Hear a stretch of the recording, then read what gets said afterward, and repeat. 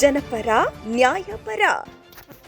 ಬಾಂಗ್ಲಾದಲ್ಲಿ ಹಿಂದೂಗಳ ಮೇಲಿನ ದೌರ್ಜನ್ಯ ಖಂಡಿಸಿ ಹಿಂದೂ ಹಿತ ರಕ್ಷಣಾ ವೇದಿಕೆಯಿಂದ ದಿನಾಂಕ 4/12/2024 ಬೆಳಿಗ್ಗೆ 10:30 ಗಂಟೆಗೆ BGS ವೃತ್ತದಿಂದ ಜಿಲ್ಲಾಧಿಕಾರಿಯವರ ಕಚೇರಿಯವರೆಗೆ ಬೃಹತ್ ಪ್ರತಿಭಟನೆ ಮತ್ತು ಮೆರವಣಿಗೆ.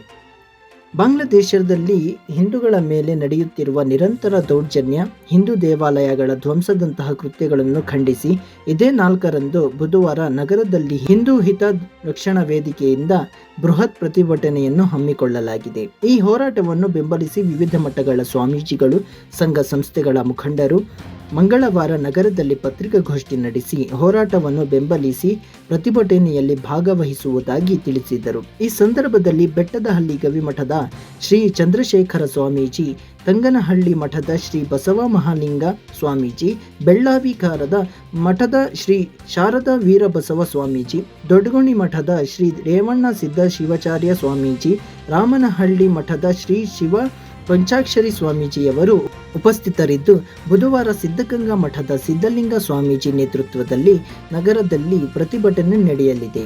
ಎಲ್ಲ ಸಮಾಜದವರು, ಸಂಘಟನೆಗಳು, ಸಾರ್ವಜನಿಕರು ಹೆಚ್ಚಿನ ಸಂಖ್ಯೆಯಲ್ಲಿ ಪಾಲ್ಗೊಂಡು ಹೋರಾಟಕ್ಕೆ ಕೈಜೋಡಿಸಬೇಕು ಎಂದು ಸ್ವಾಮೀಜಿಗಳು ಕರೆ ನೀಡಿದರು.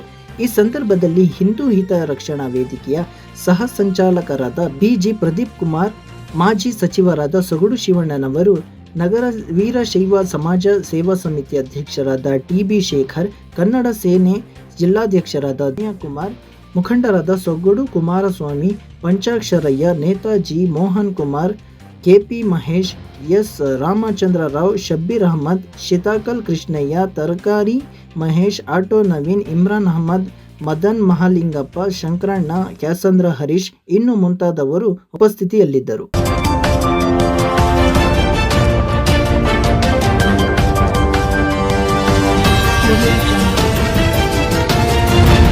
ತುಮಕೂರು ಫಸ್ಟ್ ಕ್ರೈಮ್ ನ್ಯೂಸ್, ಜನಪರ ನ್ಯಾಯಪರ.